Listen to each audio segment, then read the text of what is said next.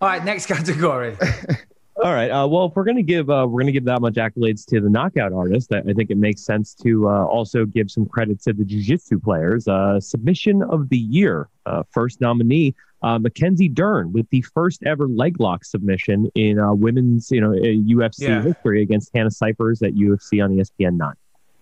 Yeah, no, again, with Mackenzie Dern, what makes that so special is that Hannah Cyphers, that's how she likes to fight. Predominantly, she likes to take people down to the ground and, exploit a weakness there. But Mackenzie Dern's another level on the ground. She's a lifelong martial artist. Her dad is a hugely respected BJJ practitioner, and her ground game's on another level to most people in the UFC. And that's my front runner. I've only heard one nomination, so that's why it's my front runner. But I'm telling you, right now, we got Mackenzie Dern in the lead.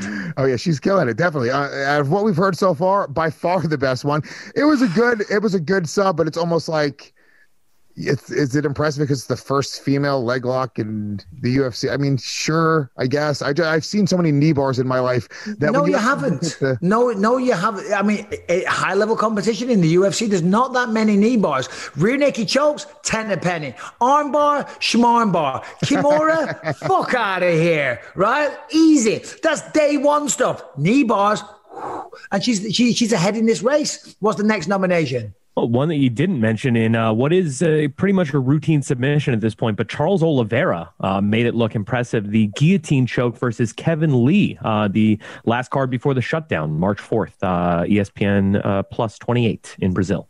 Isn't that crazy? Yeah, I mean, that feels like a lifetime ago. But in fact, I was there as well. That was the first event with no crowd, even though, and it was driving me crazy because I worked for the UFC and we sat around and we did the end of year wrap up show and they were talking on that about how everything changed and DC and Rogan and John Anik made history because they called the first fight with no crowd. And I'm at the same table. And I'm like, really, motherfuckers? Really? Just because it doesn't fall into your narrative, you're just going to ignore the fact that Brendan Fitzgerald and we were the ones that broke history. Well, not we, we had nothing to do with it, the UFC.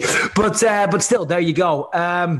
Okay, guillotine against, who did he do it against?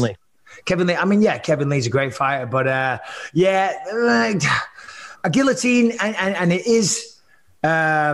it's kind of an opportunistic thing, but there's a lot of technique involved. Some people wouldn't finish a guillotine from that position. You have got to have the correct technique. But still, I've still got Mackenzie Dern ahead.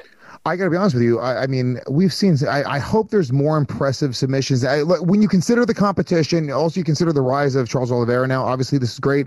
Mackenzie Dern, great. Sure, we haven't seen that many knee bars, but I've seen a fucking dozen knee bars in the UFC. You can tell me that I haven't seen them. We've seen them. Maybe it doesn't happen all the time, but it happens. Let's get real. You've never done a knee bar in your life. I'm a fat fuck. I'm not a professional athlete, so I shouldn't be. You are dismissing abilities. Mackenzie Dern's never done an hour of comedy on stage either. What do we do? Who cares, right? So the point is, these aren't super slick submissions that I'm going like, oh my God, my mind is blown. The flying armbar from Rose Namajunas a couple of years ago, that was crazy. I want to see some crazy shit. Well, listen, you want crazy shit? I hope this is in the list. There was a flying triangle a couple of weeks ago from my boy Jimmy Flick. Is that on the list? That's for sure on the list. Thank God. Right. You want pizzazz? You want wow? You want shit you've never seen before, unless you've been in the gym many times. And you see it a lot, Lewis. But there you go, Jimmy Flick doing a flying triangle just a few weeks ago, 2 weeks ago, a week ago. I called it. I should know it was a week ago. Right, Harrington? Yeah, December 19th against Cody Durden, UFC Fight Night 183. Okay, and then what was the final one? The final one was Aljamain Sterling pulling off that rear naked choke against the previously undefeated Corey Sandhagen in a title eliminator. Yep, not interested. No offense, Aljamain, great guy, great submission, job well done. Got him a title shot. But yeah, come on, Jimmy Flick, first fight in the UFC, hitting a flying triangle like that. Congratulations. I'm going to go out on a limb, Lewis, and just go with it, because I know you're going to say that. I mean, yeah, Jimmy Flick, obviously, it's the only really cool, unique submission that's on the list. I want to see unique shit.